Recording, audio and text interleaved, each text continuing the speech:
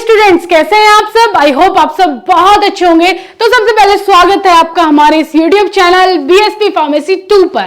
तो आपको मालूम है हमारे इस चैनल पर एजुकेशन से रिलेटेड बहुत सारी videos B pharma D pharma के स्टूडेंट्स के लिए बनाई जाती है। तो यहाँ आज के लेक्चर में हम लोग ब्लड सर्कुलेशन को जानने वाले हैं, क्या होता है ब्लड सर्कुलेशन।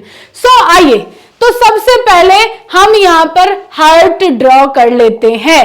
तो उसी को ड्रॉ करके तब हम ब्लड सर्कुलेशन पर चलेंगे। आओ मेरे साथ हार्ट को भी साथ साथ बनाना सीखो। तो सबसे पहले आपने कुछ नहीं करना, एक लाइन खींचनी है, एक इधर लाइन खींचनी है, एक इधर लंबी सी लाइन खींचनी है, देन उसके बाद एक लाइन यहां खींच देनी है, ठीक है। और उसके बाद आपने इस तरीके से पाइप्स बना देने हैं, ओके। और इधर से एक पाइप जोड़ना है, इधर, इधर से इधर, इधर एक पाइप, इधर एक पाइप, बन गया हमारा चुटकू सा हार्ट, ठीक है। ठीक है जी। अब आपको मैंने एक लेक्चर, आपको प्रीवियस लेक्चर में मैंने आपको समझाया था कि ब्लड सर्कुलेशन पढ़ने से पहले हमें कुछ पॉइंट्स मालूम होने चाहिए। तो आई बटन में उस वीडियो की लिंक है, जाकर के उसको जरूर देखना। और उसके बाद इस लेक्चर पर आओगे तो आपको चीजें समझ में आ जाएंगी। तो हमने कहा कि ब्लड सर्कुलेशन क्या है। तो ब्लड सर्कुलेशन का मतलब हमारा पूरा ब्लड इधर से उधर, उधर से इधर घूमता रहता है हमारे शरीर के अंदर। हमारी हर सेल को ब्लड में जो ऑक्सीजन है, जो न्यूट्रिशन है, जो आयंस है, उनकी जरूरत पड़ती है। तो ब्लड का काम है ऑक्सीजन, न्यूट्रिशन को सप्लाई करना हर एक बॉडी पार्ट्स तक। तो उसके लिए मदद करती हैं ब्लड वेसल्स। अब आप बोलोगे ब्लड वेसल्स क्या है, तो उसको समझने के लिए आई बटन पे जो वीडियो है वो आपको देखनी पड़ेगी, ठीक है। तो अब यहाँ ब्लड वेसल्स के थ्रू ब्लड पूरी बॉडी में, हमारी पूरी बॉडी में सर्कुलेट होता रहता है। और जितनी भी ऑर्गन्स को, किसी को भी किसी चीज की जरूरत है तो वो चीज उसको दे दी जाती है। तो वो क्या है पूरे ब्लड सर्कुलेशन, किस तरीके से हम उसको पढ़ेंगे। तो उसको पढ़ने के लिए आपने नीचे यहाँ पे बना लेनी है, इस पाइप से जोड़ दो एक पाइप, ये रहा। एक और पाइप, थोड़ा सा इसको बड़ा कर लेते हैं, ज्यादा छोटा हो गया। तो यहां एक पाइप बना दीजिए और उसके बाजू से ही एक पाइप और निकाल दीजिए, ठीक है। और उससे फिर आप थोड़ा सा छोटा और पाइप बना दीजिए, ये लो। मतलब थोड़ा मोटा रहेगा, लेकिन हम इसको इस तरीके से बना रहे हैं। उससे भी छोटा पाइप और आगे बना लीजिए, ये लो।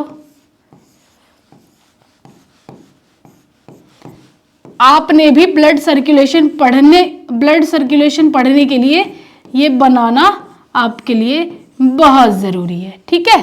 तो सबने ये बना लेना है। और अब दूसरी साइड से आपने क्या करना है, इधर से एक पाइप लेना है और इधर लेकर के आना है। इधर एक पाइप लेना है, मोटा पाइप है, इधर लेकर के आना है, ठीक है। और उससे मोटे पाइप को आपने क्या करना है, सेम इसी की तरह ही करना है जैसे हमने ये किया है। मेरे साथ साथ बनाते चलो तो आप भी चीजें समझ जाओगे बिल्कुल आसानी से, ठीक है। और उससे छोटा पाइप कर दो और इसके साथ ऐसे अटैच कर दो, ये लीजिए। मोस्टली हमारा ब्लड सर्कुलेशन का एक फ्लो चार्ट तैयार हो चुका है, जिसको हमने समझना है, ठीक है। ये आपने, अगर ब्लड सर्कुलेशन आपका टॉपिक आ रहा है तो ये आपने बनाना ही बनाना है किसी भी कीमत पे। अगर ये नहीं मालूम तो आपको कुछ नहीं मालूम। चलो अब समझते हैं। हमारी हर एक बॉडी सेल को एनर्जी की, ऑक्सीजन की जरूरत पड़ती है। तो यहां हर कैपिलरी, जहां भी कैपिलरीज होंगी वहां सेल्स होंगी ही होंगी। सेल्स के ऊपर ही कैपिलरीज होती है। तो अब सेल्स को, ये हमारी कोई सेल है, इस सेल को ऑक्सीजन प्लस एनर्जी की जरूरत पड़ेगी। तो कोई भी काम करने के लिए हमारी सेल को ऑक्सीजन और एनर्जी की जरूरत पड़ती ही पड़ती है, और ऑक्सीजन और एनर्जी हमें ब्लड के थ्रू ही सेल्स को मिलेगी। अब इस ब्लड में दो तरीके के पाइप हमने यहां बना दिए, एक ये ग्रीन कलर का पाइप, एक ये हमने रेड कलर का पाइप। मैंने इनको पाइप क्यों बोला?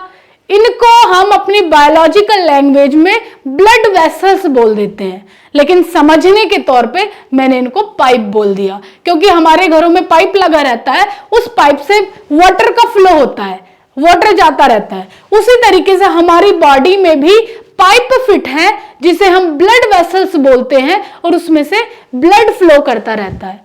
ठीक है, तो यहां जो ये रेड पाइप मैंने बनाया है, रेड वेसल्स बनाई हैं, इसको हम बोलते हैं आर्टरी, और जो हमने ग्रीन बनाई है इसको हम बोलते हैं वेन्स। ठीक है, और यहां पर एक उससे थोड़ा छोटा पाइप बनाया है, इसको हम बोलते हैं वेंट्रियोल्स, वेंट्रियोल्स, और उससे भी छोटे पाइप को वेन्स कैपिलरी, वेन्स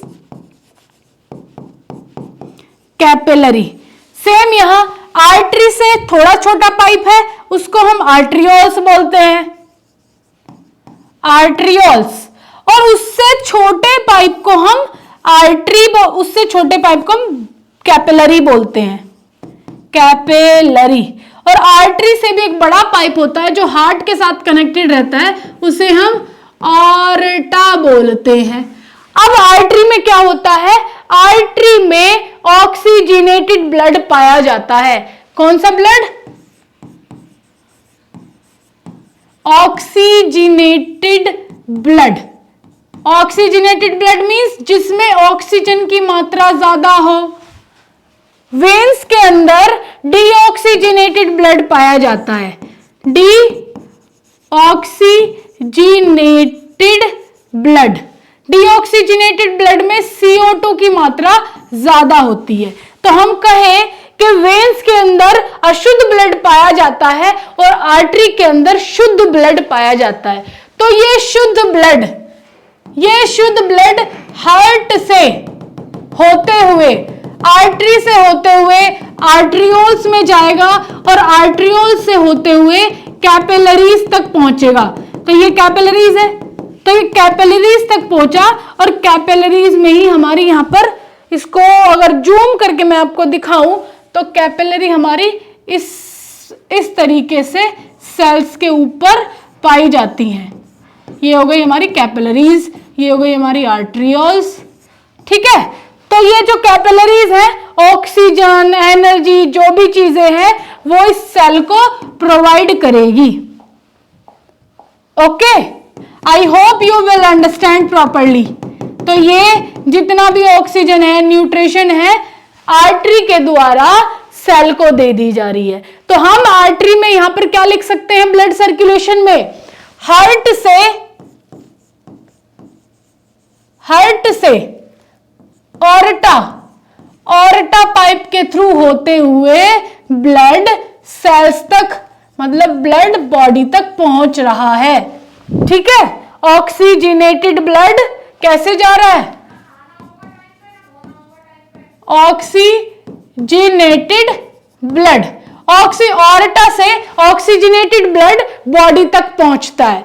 तो ब्लड सर्कुलेशन का पहला स्टेप यही है, हार्ट के ऑर्टा से ब्लड जाएगा और बॉडी तक पहुंचेगा ऑक्सीजनेटेड ब्लड, जिसके थ्रू सेल्स को ऑक्सीजन मिल रही है। ओके, दूसरे स्टेप में क्या होता है?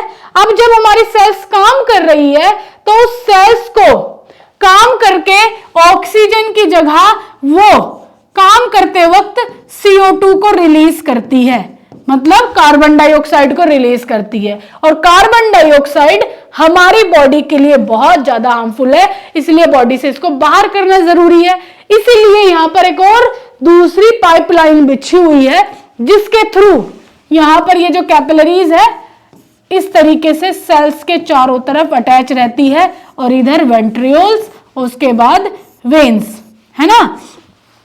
तो ऑक्सीजन तो इसने इस वाली आर्टरीज, इस वाली कैपिलरीज ने सेल को दे दी। अब जो ये CO2 सेल रिलीज कर रहा है, इस CO2 को ले लेगा कौन? इस CO2 को ये वेन्स की कैपिलरी कैरी करेगी और वेन्स के थ्रू उसको लेकर के जाएगी हार्ट तक लेकर के जाएगी और हार्ट में डीऑक्सीजनेटेड ब्लड पहुंचेगा और डीऑक्सीजनेटेड ब्लड पहुंच के हार्ट उसको पहुंचा देगा लंग्स तक। तो ये लंग्स वाला पाइप है जो कि आपको कहीं पे बनाना जरूर पड़ेगा, तो हम चलो यहां बना लेते हैं, ठीक है। तो आप इसको करेक्शन कर लेना। एक पाइप है ये लंग्स तक डीऑक्सीजनेटेड, तो यहां आप लंग्स को बना सकते हैं। थोड़ा सा अपने कॉपी में जगह छोड़ के इस लंग्स को ऊपर बना लेना, ठीक है। ये लो, तो यहां पर डीऑक्सीजनेटेड ब्लड हार्ट से होता हुआ लंग्स तक पहुंचेगा और लंग्स उस CO2 को बाहर कर देगा और बाहर के एयर से ऑक्सीजन ले लेगा। ऑक्सीजन लेके इस वाले पाइप के थ्रू, अब लंग से एक और पाइप आया और यहां पर हार्ट से वो पाइप अटैच हुआ, ये वाला पाइप। इस वाले पाइप में ऑक्सीजनेटेड ब्लड आया, ऑक्सीजनेटेड ब्लड फिर हार्ट में घुसा और हार्ट से ऑर्टा के थ्रू होते हुए पूरा ये ऑर्टा के थ्रू होते हुए फिर से यहां पर हमारी सेल्स को मिला। तो ये साइकिल कंटिन्यूअसली इसी तरीके से चलती रहती है। तो ये है ब्लड सर्कुलेशन। अगर आप हार्ट के बारे में, किस तरीके से हार्ट में ऑक्सीजनेटेड ब्लड जा रहा है, पंप हो रहा है, ये सारी चीजें मेरे साथ लाइव क्लासेस में जुड़ करके पढ़ना चाहते हैं तो आप हमारी app BSP pharmacy play store से डाउनलोड कर सकते हैं, जहां पे डेली 1-1 घंटे की मेरी लाइव क्लासेस होती है। तो इस लाइव क्लास के साथ जुड़ करके आप अपने सारे कंसेप्ट क्लियर कर सकते हैं अगर आपको ये लेक्चर पसंद आ रहे हैं तो। और आपको मैं बता दूं, बी फार्मा, डी फार्मा की क्लासेस चालू हो चुकी हैं और बी फार्मा की अभी जैसे RGPV वाले स्टूडेंट्स के एग्जाम आ जाएंगे तो उनके लिए क्रैश कोर्स लॉन्च हुआ है। सभी के लिए क्रैश कोर्स लॉन्च हो चुका है। अगर आप 30 दिन में अपनी तैयारी करना चाहते हैं तो जल्दी से फटाफट जाके ये ऐप डाउनलोड करिए प्ले स्टोर से। अगर कोई भी कंफ्यूजन है तो ये हमारा कॉन्टेक्ट नंबर है, इस कॉन्टैक्ट नंबर पे आप कॉल करिए और अपने डाउट क्लियर करिए। तो बी फार्मा हो या डी फार्मा हो, हमारे साथ जुड़ करके आप अपनी स्टडी को कंटिन्यू कर सकते हैं। Thank you so much everyone for watching this video.